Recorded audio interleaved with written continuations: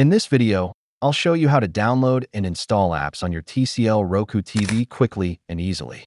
Step 1. Turn on your TCL Roku TV. Press the power button on your remote to turn on the TV. Make sure your TV is connected to the internet. Step 2.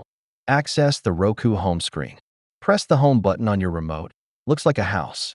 You'll see the main Roku menu. Step 3. Open the Roku channel store.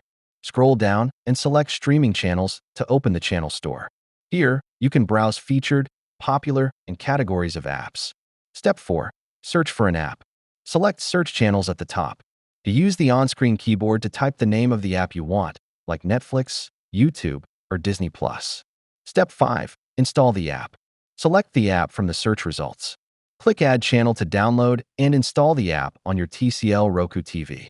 Step 6. Open the installed app. Once installed, press the Home button again. Scroll to find the new app at the bottom of your channel list. Select it to open and start using it. Thanks for watching. If this helped, don't forget to like and subscribe for more TCL Roku TV tutorials.